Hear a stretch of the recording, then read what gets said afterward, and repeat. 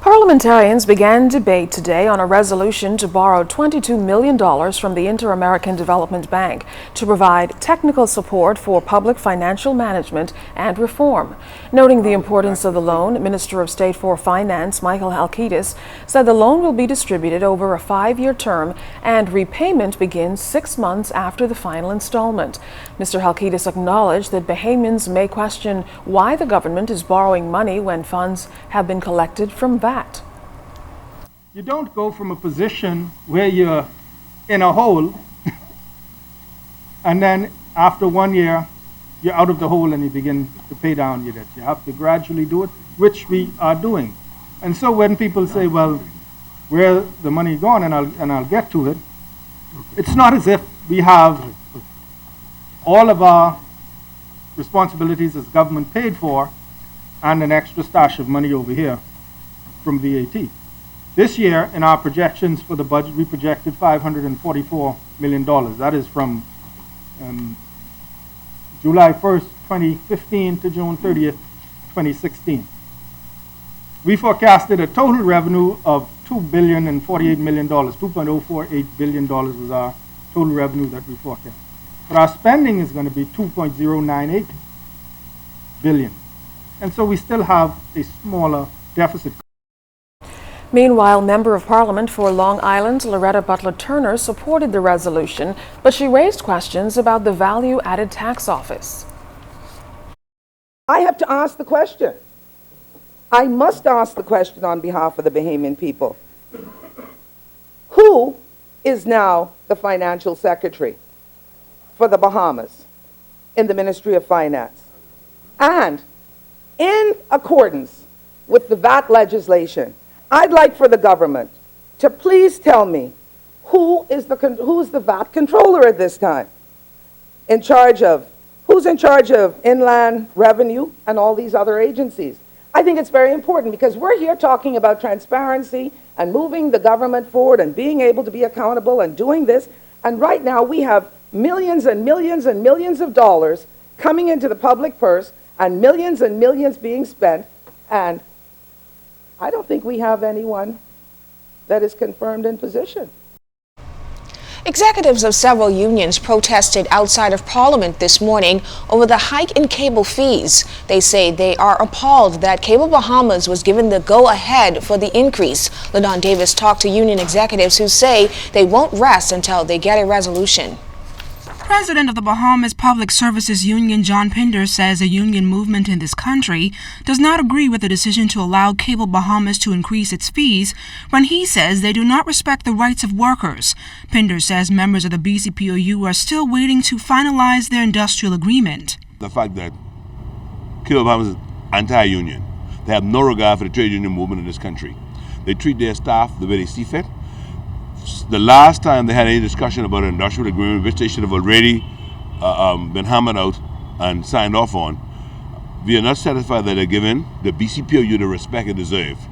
That union has been given the rights to be the bargaining agent for the workers in that industry. They refuse to sit to the table.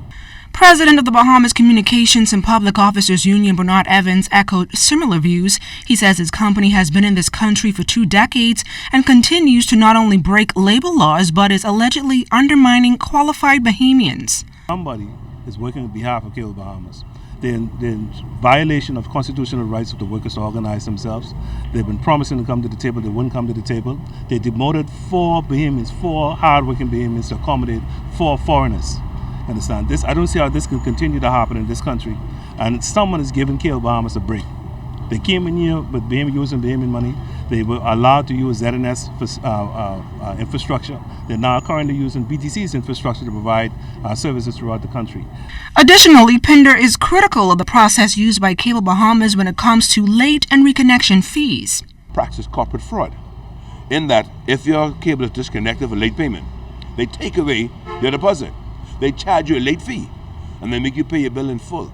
But that's not all. President of the Bahamas Electrical Workers Union, Paul Maynard, also weighed in on the issue. He says the powers that be need to believe in Bahamians. Train a Bahamian so they can take over.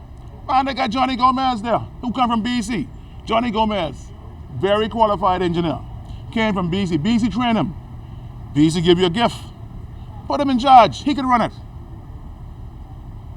I'm saying to the powers that be, you believe in Bahamians? Listen, believe in Bahamians and put Bahamians to run Cable Bahamas. Now, if a resolution is not met on the Cable Bahamas price increase, union officials say they plan to turn up the heat real soon.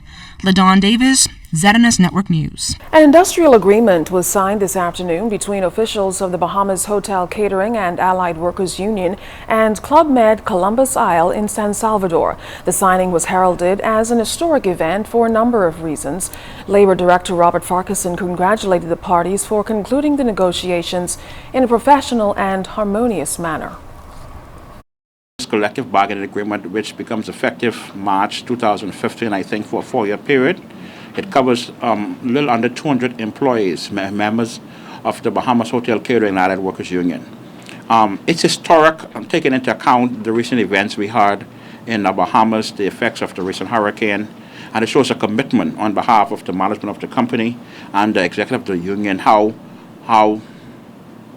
strong and the confidence they have in the Bahamas. I think the persistence of the executives of the Bahamas Hotel Catering and Allied Workers Union is an indication of the good camaraderie they have with this company. Now, Union President Nicole Martin is grateful that the parties have come to this point, and the resort's Vice President of Human Resources, Cedric Postel-Binet, says they are days away from reopening. For the first time in the history of the Bahamas Hotel Catering and Allied Workers Union, we have incorporated in our industrial agreement that the terms and conditions of the agreement will now form the individual contracts of employment. So that is a highlight for us. They are following a big training session of hospitality training sessions, and we will reopen the resort in a couple of days.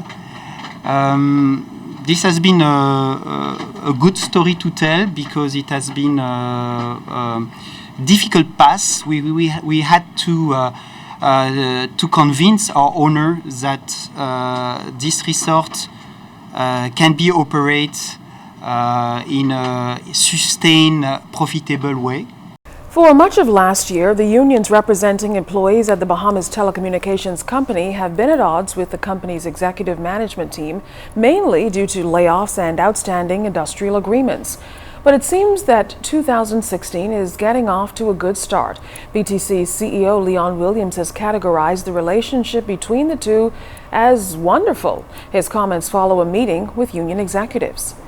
We had a meeting with the executives of the BCPOU, which is our regularly meeting, and the executives of BTC, and there are minor issues and stuff that we need to work through. On Wednesday, we will have all the managers from BTC around the Family Islands come into Nassau, and we'll have a meeting with the BCPMU, the Managers Union, which will be part of our quarterly annual updates, laying out what it is that we have accomplished for 2015 and what the plans are for the company for 2016. The relationship between the BCPOU and the BCPMU is in an excellent condition.